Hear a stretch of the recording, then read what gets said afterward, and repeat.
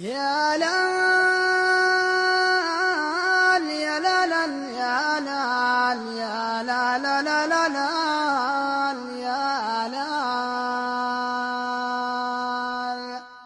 ومن بدي الوقت هذا طبع الأيامي عذبت الأيام ما تمضي لياليها وما تمضي لياليها.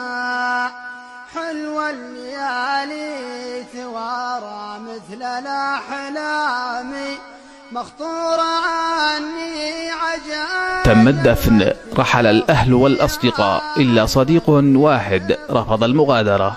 جمل يفترش الأرض جوار قبر صديقه المرحوم الحاج علي حسين النعنع من أبناء قرية بيت الدبيس مديرية السدة محافظة إب وسط اليمن، فتارة ينهض ويرجع إلى مكانه يشتم قبر صاحبه ويذرف الدموع حزنا على فراقه وشوقا لرؤيته، ناهيك عن امتناعه عن الطعام والشراب، رافضا كل محاولات الأهالي المضنية لإرقامه على ذلك، إلا أن مساعيهم تلك باءت بالفشل. وما إن يجن الليل فيبادر الأهالي بالقوة إلى إجباره مغادرة المكان والذهاب إلى مهجعه خوفا على حياته، لكن وما إن تشرق الشمس يغادر مهجعه مسرعا نحو المقبرة ليربض جوار القبر لنحو 4 أيام متوالية، والجمل على هذا الحال في مشهد نادر ومؤثر. صورة حتلاقي فيها عبد العزيز لا عيون.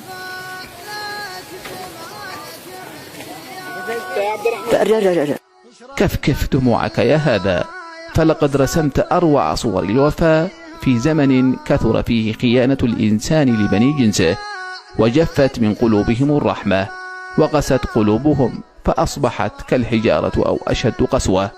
ورحمة الله تغشاك يا حاج علي، وأحسن الله إليك كما أحسنت الرفق بهذا الجمل. وهذه آثاره، وسبحانه من قائل: أفلا ينظرون إلى الإبل كيف خلقت ولله في خلقه شؤون. فكري عند داعيها ومن بدي الوقت هذا طبع الأيام عذبت الأيام